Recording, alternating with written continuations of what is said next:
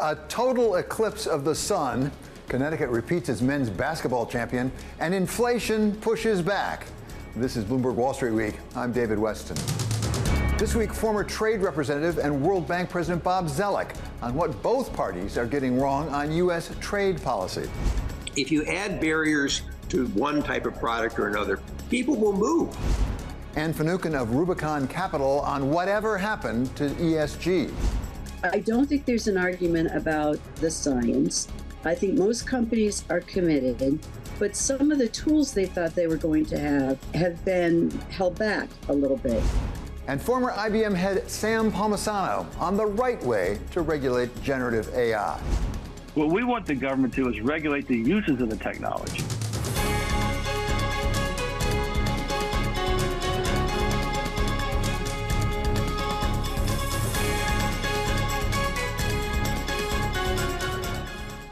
But we start with those U.S. inflation numbers coming in higher than expected, something that caught many market participants by surprise, but they did not surprise our special contributor, Larry Summers of Harvard. I was not hugely surprised by the numbers. In an economy that's growing faster than potential, with an unemployment rate that has a 3 handle, in the presence of massive and growing budget deficits, and epically easy financial conditions, the idea that inflation would remain robust or even accelerate should not be a surprise to anyone. And that's what this data suggests. It was not me or some outside observer who emphasized the concept of supercore inflation, that is taking out the transitory stuff and also taking out housing. This confirms the idea that the neutral rate is way above the 2.6% level that the Fed has been using as a North Star. In my view, puts back on the table. It is still not what I would expect, but you have to take seriously the possibility that the next rate move will be upwards rather than downwards. As much as Larry Summers may have been warning about inflation staying higher than we'd like, the reaction from the markets did not look like they'd been fully prepared.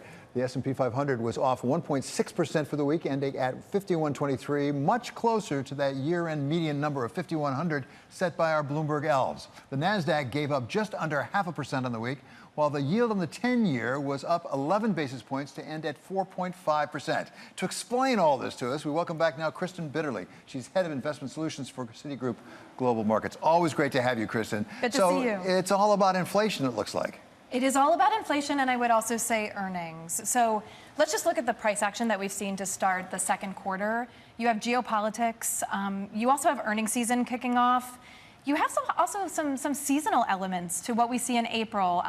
This week, you tend to see a lot of tax payments selling, both within the bond market and the municipal bond market, as well as within the equity market. So when you combine all of this and put into perspective that just yesterday we were at all-time highs in the NASDAQ, and we're coming off 2 quarters of double-digit gains, I think we may be putting too much weight on some of the volatility that we're seeing that are pretty garden variety pullbacks within the market. We spent a lot of time worrying about the labor market, especially focusing on those jobs numbers we get every month. Are they really a factor at this point? So I think if you're going to say what matters more, is it the labor market or is inflation in terms of the Fed's dual mandate and what they're going to pay attention to, the data that we have out of the labor market is very robust. The job creation that we've seen, if we look at it year over year, you could start to see some cracks in that. So for example, you can look at JOLTS and you can see the millions of jobs that we've actually come down in terms of openings. You could also look at the quits rate that's stabilized a bit. So we've seen some softening, but I think the large picture, a pretty robust labor market. That being said, when you look at inflation, that's where the Fed's attention is. And I think what we're seeing right now, and what Larry Summers just mentioned, is the fact that the Fed needs to see a trajectory of disinflation. And so what we have for this first quarter, we don't have that data. We have more of a stalling and a pause. And so to credibly be able to cut and know that inflation is on a path to actually what we believe is going to be 2.5% by this year's end, you need to see some of those trends actually take place. So, Kristen, you said it's not just the inflation data, it's also earnings. What are we looking for earnings? It is. So within earnings, I think It is something about actually beating and then raising guidance and expectations, because the expectations right now, I think, are relatively reasonable. I think, what are we going to see? We raised our expectations for the full year. So we came into this year relatively conservative, thinking that we would see slower growth data. I think that when you look across the US equity market, it's been really resilient. So you have about 5 sectors out of the 11 that are anticipated to deliver earnings growth. You also have some sectors that have been surprises. So when we look at the price of oil and what that is going to do for energy, even if we look at utilities, the anticipated earnings growth is in the 20s. So from a percentage standpoint, which is oddly actually a beneficiary of AI. So expect more AI language, but in sectors that you wouldn't expect. What about Main Street versus Wall Street? Because Russell 2000 has not had an easy time of it. It is not. And if you look at like small business confidence measures, they're also not where we would want them to be. So I think this is another thing when people are talking about whether or not the Fed's going to cut and some of the measures that we're looking at, I think you have to say, why do we see such strong consumer spending? Why do we see the resiliency? And really, it is a delineation between, if you're looking within the market, the corporations that have their balance sheets in order, that took advantage of historically low interest rates. Even at the beginning of this year, we saw a huge amount of investment grade issuance come to market. It's actually the highest quarter since what we saw back in 2020. So there are a lot of companies that have their balance sheet in order. That's very different than the Russell 2000. The same is true within the consumer spending dynamic. If you are a homeowner and you locked in those low mortgage rates, that's a very different reality as to how you feel inflation versus the rest of the population. At the very end here, any investment advice? How do you invest in this climate? So a couple of things. I would say stay diversified. So when you look at the price action today, there is value to having both fixed income within your portfolio as well as equities. The broadening out to make sure that, again, you're not going to unprofitable parts of the market or highly levered, but you're finding opportunities to take advantage of some of these themes, but at a reasonable valuation. The other thing that I will say is if you're worried about geopolitics, there are hedging opportunities that exist. So don't trade your portfolio based on geopolitics or elections, but take advantage of some of those hedges to stay invested. Yeah, unfortunately, we need some of those hedges on geopolitics, I'm afraid. Many thanks to Kristen Bitterly of Citigroup Global Markets. Coming up, generative AI. Everybody's doing it, but do we know what we're doing? We talked with former IBM head Sam Palmisano about lessons learned from past tech revolutions, about how to build the right regulatory structure. It's really, really hard in tech to pick winners and losers because the space just moves so fast. That's next on Wall Street Week on Bloomberg.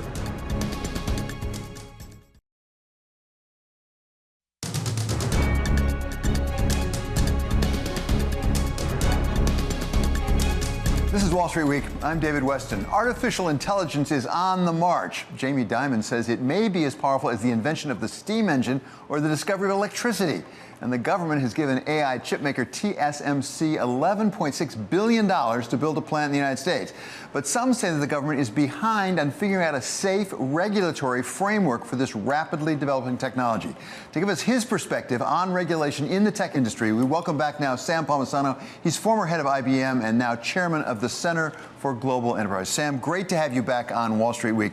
As I say, you have a perspective, historical perspective here. This is not the first time we've had major tech innovation. If you go back to Windows and you look at the smartphone, you look at social media, put this in perspective. What has the government done in the past, and what has it done well and maybe not so well? Oh, David, thank you. It's great to be back on the program, and it's always good to be with you. So good evening to everyone. You know, as a friend of mine put this, we always dress for yesterday's weather. And that's especially true when it comes to regulation, right? Governments tend to apply existing laws and frameworks to new phenomenon, which is a challenge. I'll use 2 examples. I'll do antitrust and then subsidies or tariffs. And I'm going back to the 80s here, but it's funny how history repeats itself. So take the first suit, which is IBM. It was mostly about a mainframe dominance. It lasted from the last day of the Johnson administration to the start of the Reagan administration, and it was finally dismissed.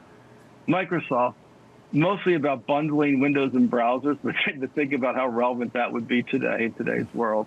So the result is that over time, these suits kind of last so long that the technology is advanced and they become used.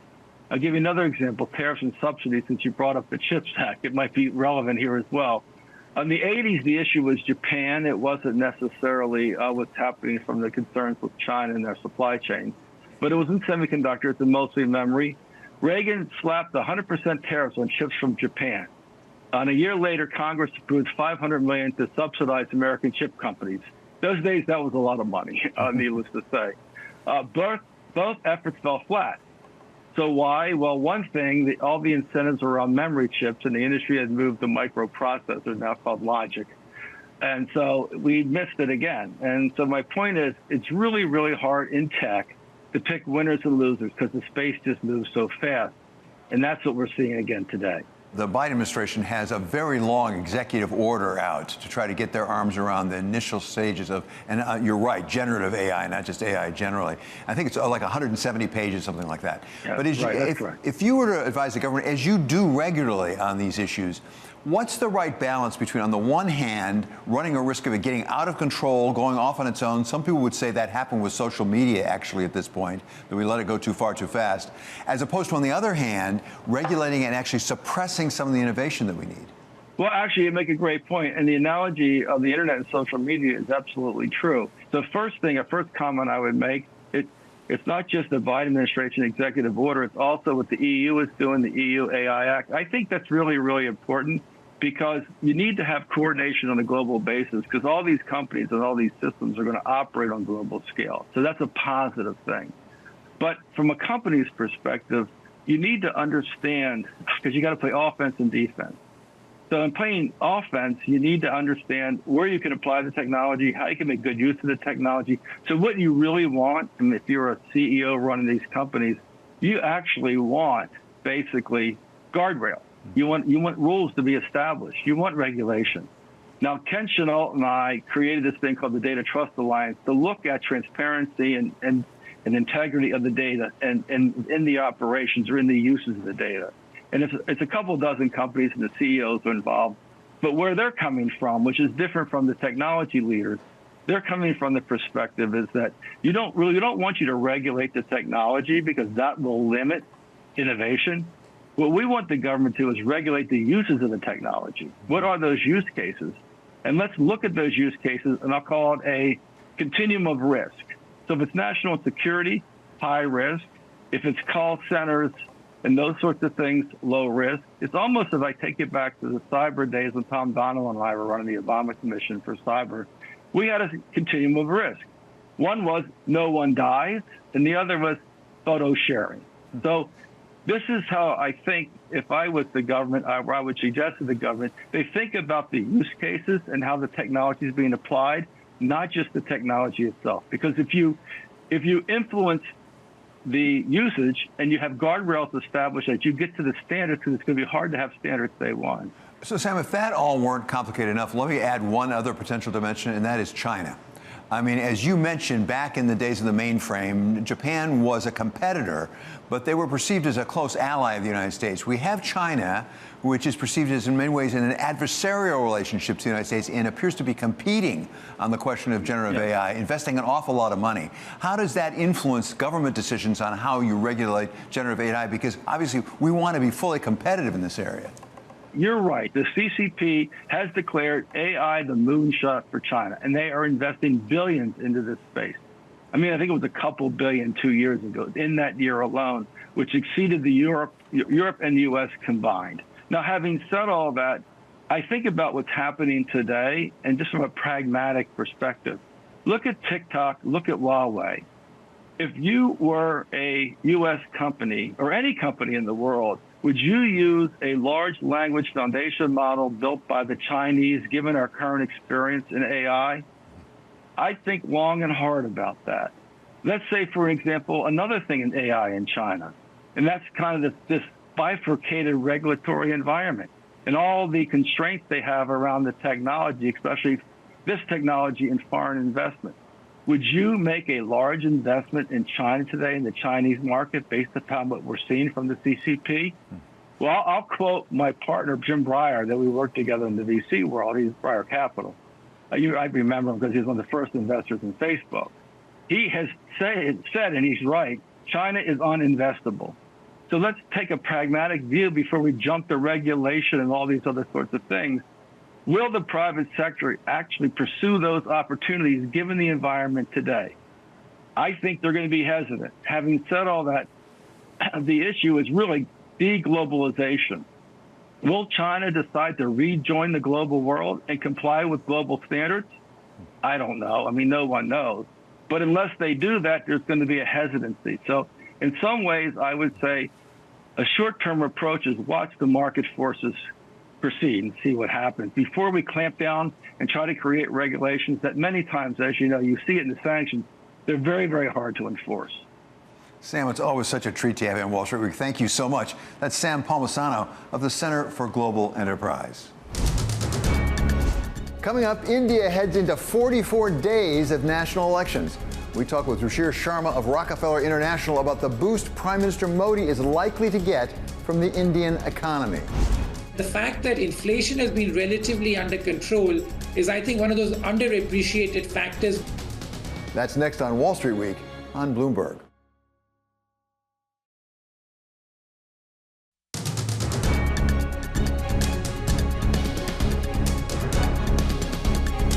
This is Wall Street Week. I'm David Weston.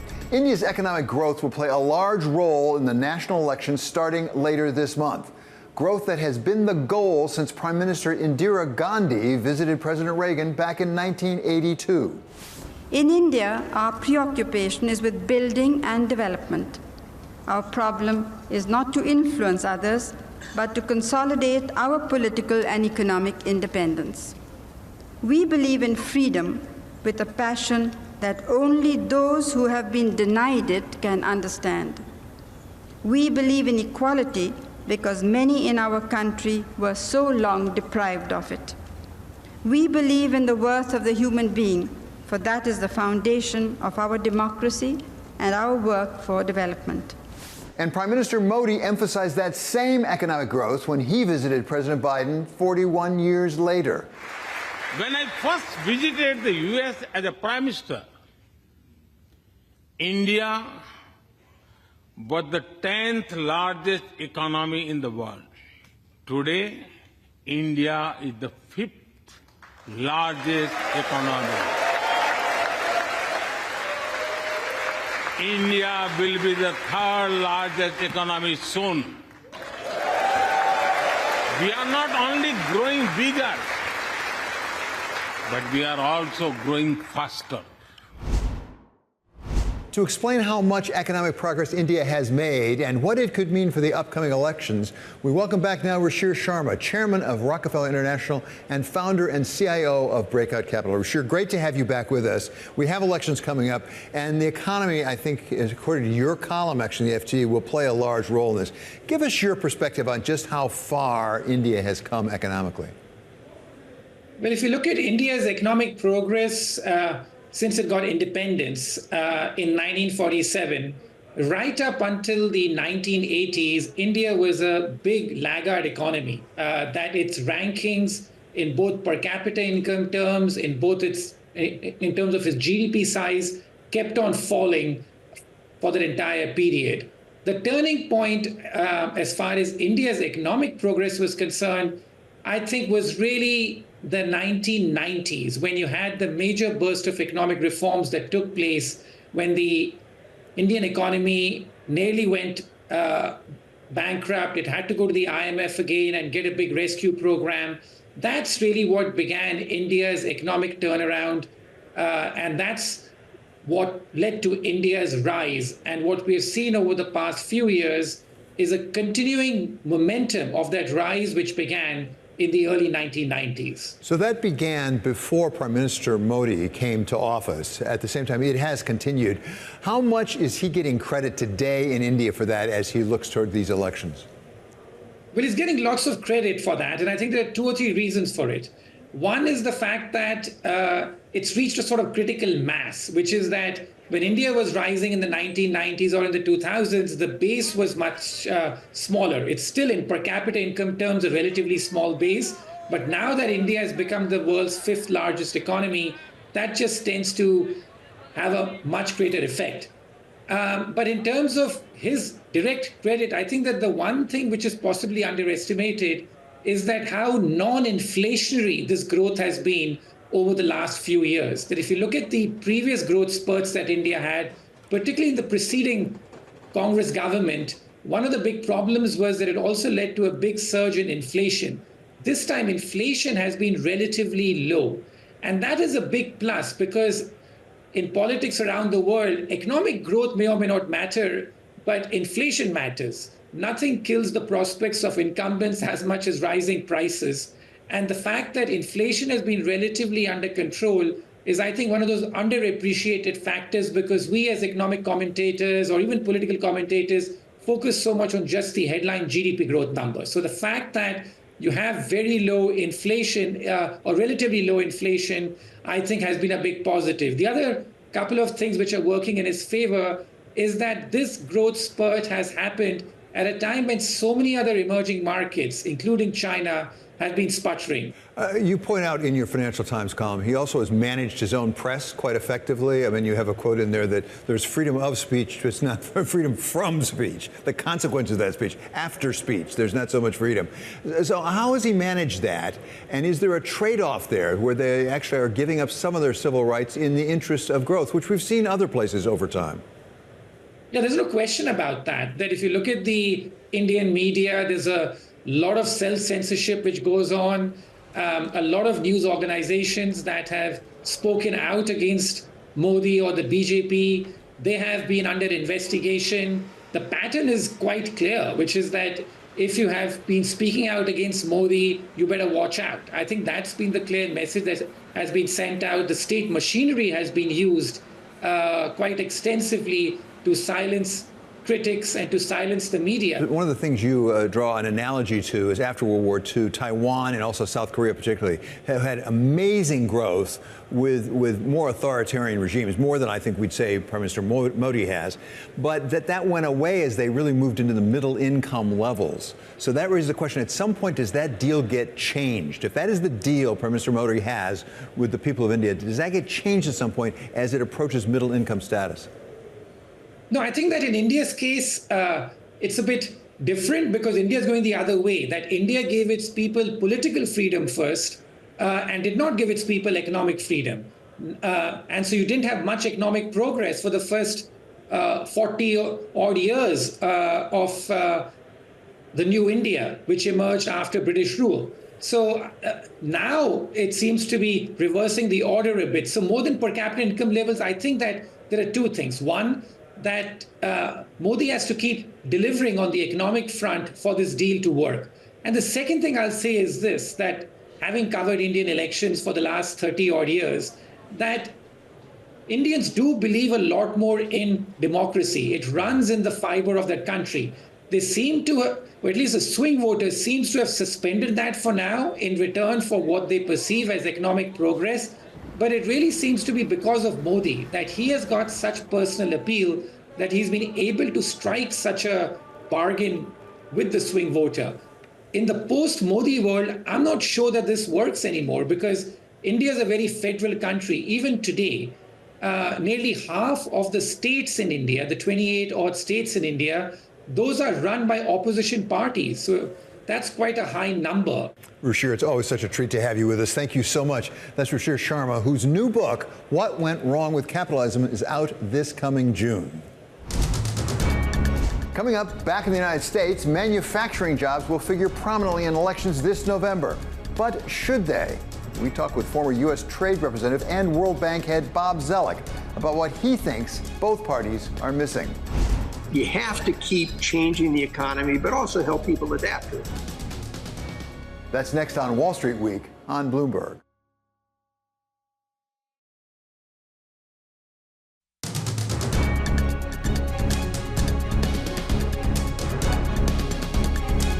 This is Wall Street Week. I'm David Weston. Japanese Prime Minister Kishida visited Washington this week in the midst of a difficult dispute over whether Nippon Steel could buy U.S. steel, focusing American voters once again on the role of manufacturing jobs in the U.S. economy. Bloomberg International Economics and Policy correspondent Michael McKee is here to lay out the issues. The U.S. came out of World War II as the global manufacturing powerhouse. Factory jobs became a ticket to the middle class. That's changed. Factories and the jobs that were done there have disappeared all over America. Blame China, blame globalization. The presidential candidates do, and they're doing a lot of talking about changing things back. The number of factory jobs has been falling for almost 50 years, and for a lot of people, the middle-class paycheck has disappeared. Simply slapping tariffs on imported factory goods or subsidizing the construction of new plants in the U.S.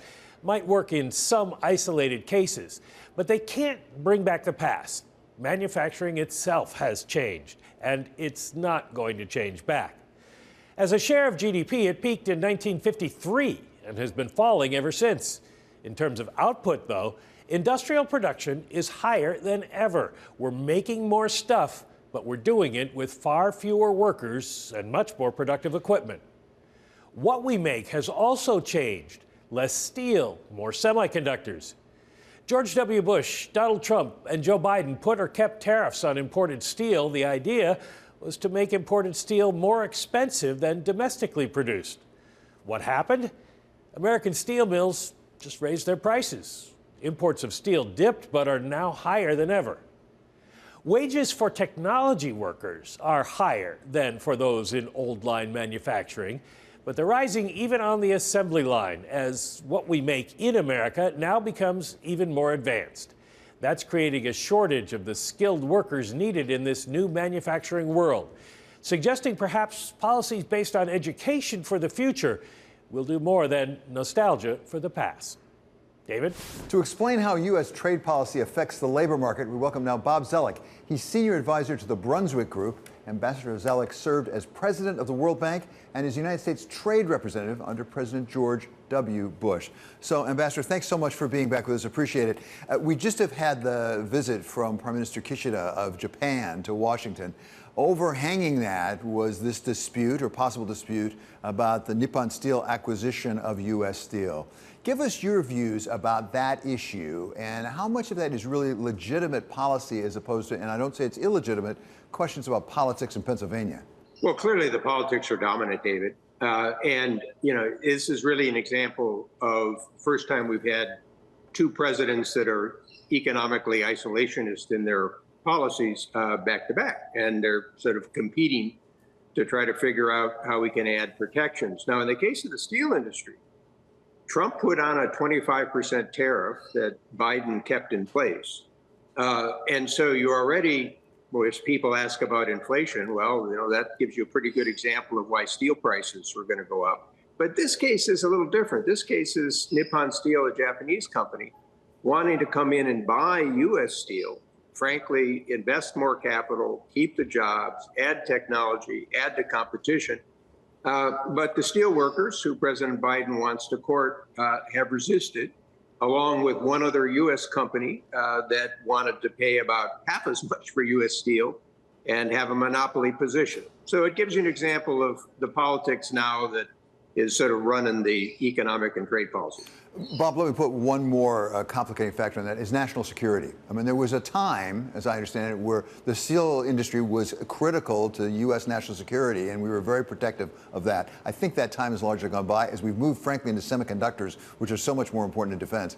How do you overlay national security concerns to maybe come out in a different place when it comes to trade policy than you otherwise would? Well, the case that you started with is an excellent example. So we've just had the Japanese prime minister come to town. He's a close ally. They're increasing their defense expenditures. We're trying to deepen the security relationship with Japan to deal with the dangers of China. But we say that the Japanese can't produce steel in the United States. Remember, this is steel produced in America. They're not going to move the plants. If you're trying to think about security, you want to have a variety of sources, but certainly you want to work with your allied partners and countries. You don't want to tell the Japanese, oh yeah, you're our security partner on military things, but we can't have you invest in America. Bob, you wrote an op-ed piece about these issues, basically saying both President Biden and former President Trump's positions were nostalgic, was the word you used, actually. You started in government back in 1985 under George Herbert Walker Bush. You continued actually on George W. Bush. How is the economy, and particularly the role of manufacturing, different today than it was in 1985? Yeah, that's the fundamental problem here. And let me give you a reference point as an example. In 1900, David, agriculture accounted for about 40% of American workers. Today, it's 1% to 2%, but they produce a lot more. And after World War II, for example, agricultural production increased 3 times up to today, but working hours are 80% less. So that's productivity. That's how you increase growth. That's how you increase wages, and you create more opportunities. But jobs change. So the same thing has happened to manufacturing. And it's not only in the United States. Manufacturing workers in Germany have come down about 50% over the past 25 years. In Australia, about 2/3. So it's not a surprise that you have fewer workers in the manufacturing sector. It's now about 10% of the U.S. workforce, but they're more productive. And frankly, they reflect changes in the nature of economy from 1985. But look at what people want to buy, whether it's medical services, whether it's entertainment, travel, higher technology devices. You have to keep changing the economy, but also help people adapt to it. So, Bob, give us an insight as a policymaker, which you have been in various administrations. How do you weigh, on the one hand, volume of production and trade, and the other, value? Because what you just described is you have fewer workers, but you could have higher value things being produced and more productivity. How do you weight those two things? Well, clearly, if each worker can produce higher value, so in like 2019, the U.S. average manufacturing worker produced about $140,000 of added value. It's telling that that was by far larger than any other country. I think Korea was about 40,000 behind. China was 100,000 behind. So that's the benefit of productivity and the benefit of growth for the workforce. Now, people might be surprised. Over the past 20 years, U.S. manufacturing exports have about doubled. And the value of our manufacturing exports exceeds that of Germany, Japan, Korea, and India combined. But we're producing different things. So we're no longer producing textiles and apparel. We're no longer producing footwear. You're producing more sophisticated equipment. That's what you would expect with a more developed economy. I mean, just think about everything in the news about AI and different sort of technology developments. In 1985, who would have considered that? As we talk about politics, it's not a dirty word. I mean, in a democracy, that's really important. Is it inevitable that we're going to leave behind a fair number of relatively unskilled workers? There was a time that we could employ an awful lot of people with high school degrees, and they could have really living wages in manufacturing facilities. As we move to more high-scale, high-value production, do we have to leave behind the less skilled workers? No, absolutely. That's the critical part. But, take, for example, we've added about $50 billion of subsidies we now want to have for semiconductors. Well, maybe that money would be better spent in terms of the education and skills and workforce for sort of the next sort of generation. That's the key to the politics. You need to help people adapt to change, whether it's with health cares and pension and others. But, there's this old view, which you referenced, is that the manufacturing jobs pay better.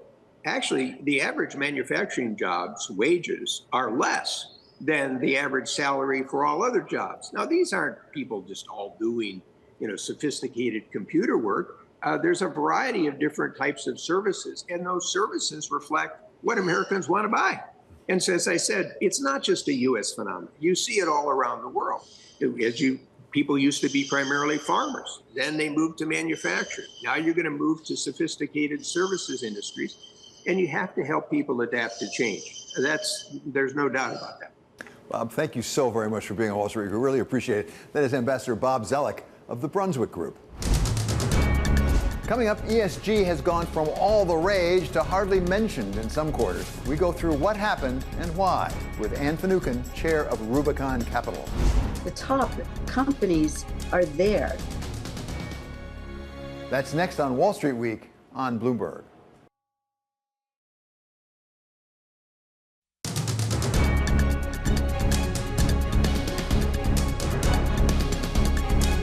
This is Wall Street Week. I'm David Weston. ESG, after becoming all the rage, the very term has suffered something of a decline as it became a political rallying cry for some.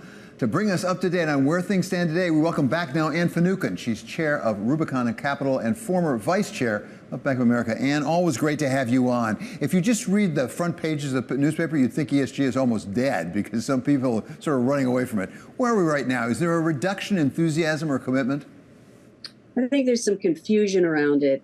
Let's just sort of go back here for a minute. The real genesis of ESG was post-financial crisis and the Great Recession, when there was certainly ample reason for the world to wish that corporations were a little clearer on their value proposition to their shareholders, to their communities, to their employees, to their customers, etc. So ESG is kind of a sort of next generation of corporate responsibility. And everybody had some version of corporate responsibility in their frameworks. So what we're really talking about that changed is the E.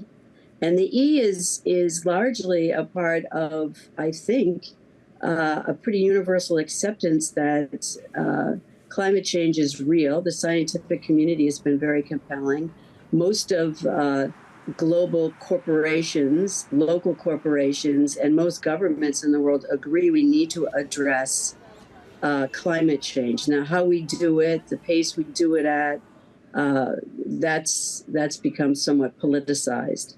And then the other thing is so there's the ESG, how you behave, and then there is the ESG funds. Well, the ESG funds are a whole other thing. The ESG funds mean a fund and how it performs, and it's like any other fund.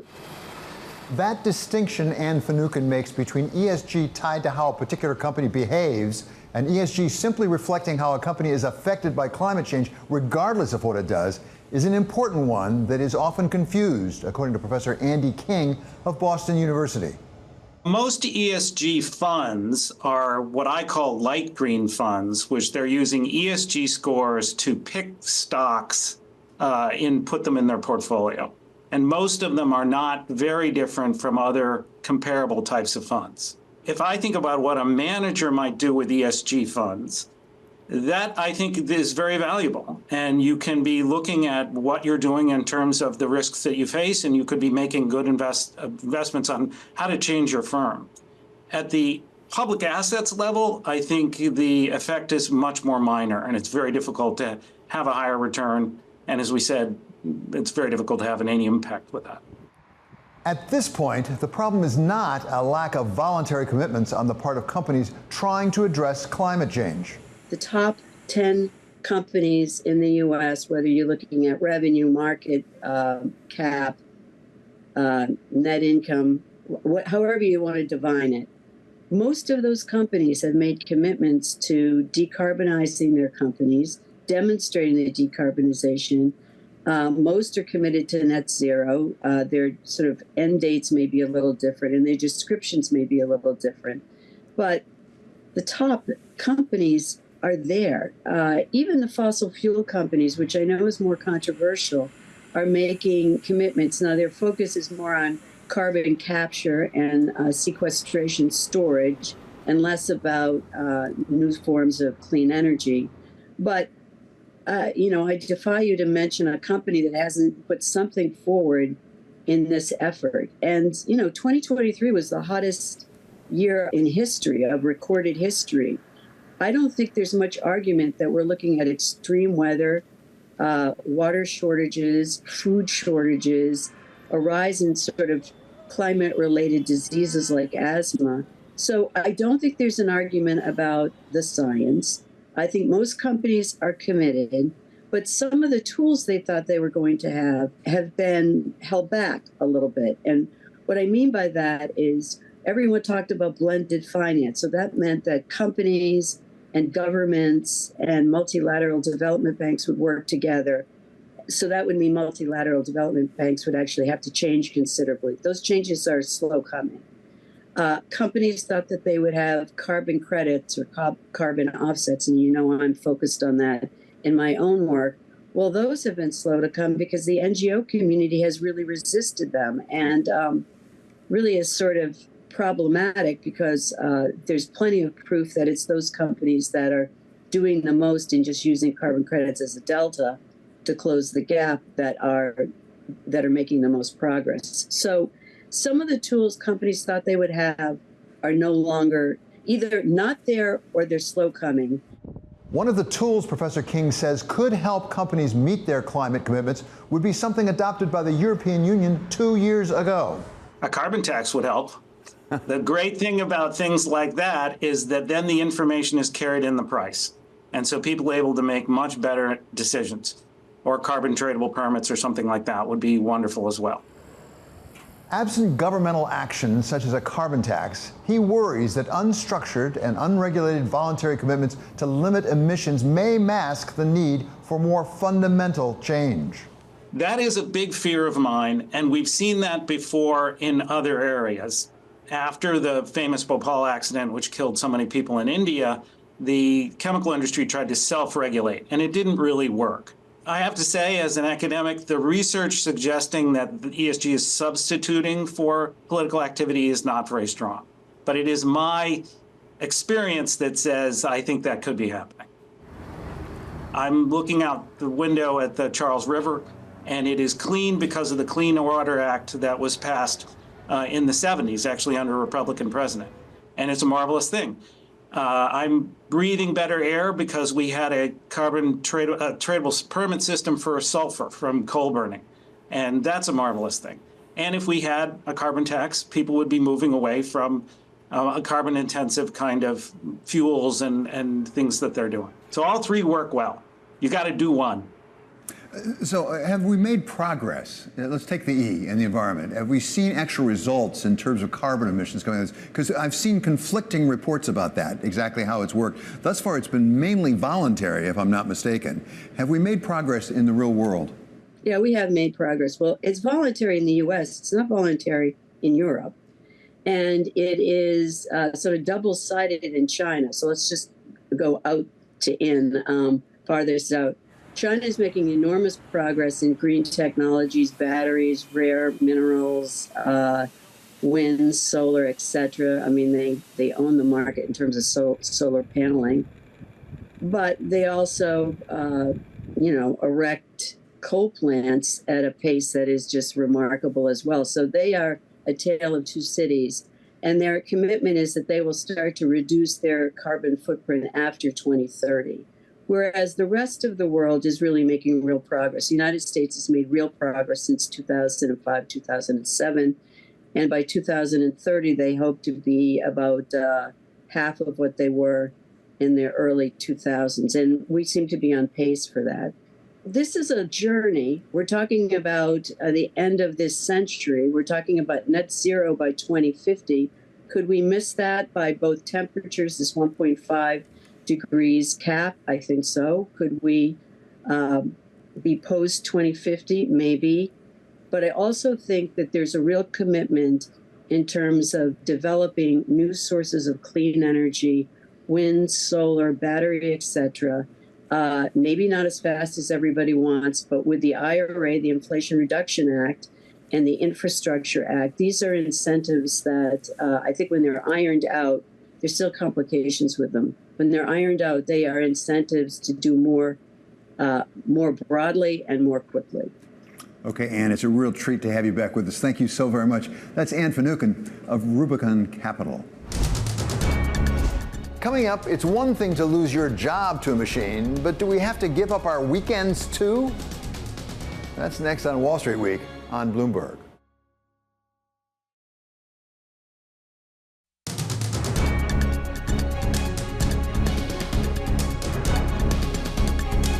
Finally, one more thought. Think the printing press, the steam engine, electricity, computing, and the internet.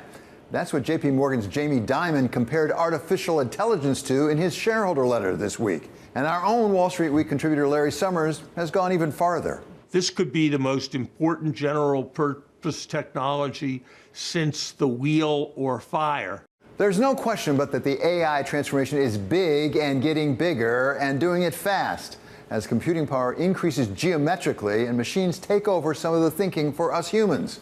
It's going to be widely available to hundreds of millions of people.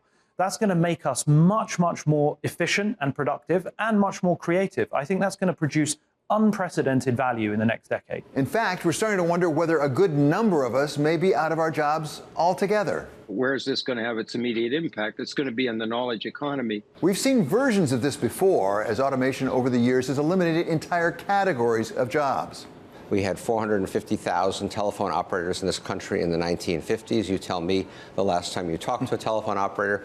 We had close to 2 million people, I assume most of them women, classified as typists. That's not even a job category anymore in the BLS. I saw it in my law firm back in the late 1970s. When I went to work as a summer associate at Wilmer, Cutler & Pickering in the summer of 1976, I was introduced to the wonders of the steno pool. The firm kept a team of typists, and yes, as I recall, they were all women, on duty 24 hours a day, 7 days a week. That meant we lawyers could call in and dictate memoranda and draft briefs at any time of day or night to have them magically appear on our desks before we got in the next morning.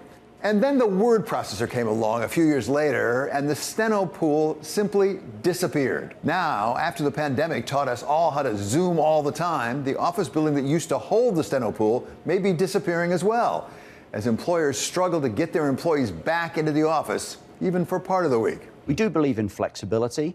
We want people to be able to mix their lives and their work properly. Steve Cohen has said that the 4-day work week, whether from home or from the office, may be next up. But then again, don't be too sure that this will mean less work for us. Those word processors that eliminated our steno pool didn't cut back on the amount of work we lawyers did one bit. To the contrary, it made it possible to do more drafts of those memos with more revisions showing up instantaneously. And instead of dialing into a pool of typists, we did our own typing on computers on our desks and in our homes, in our laps on the road. And don't even get me started on smartphones delivering nonstop emails that people expect us to respond to around the clock, all of which puts that steno pool to shame. But even as technology feels like it lets many of us work harder, word comes out of Germany that there may be relief in sight. No, not for us, but for the machines that were supposed to make our lives easier.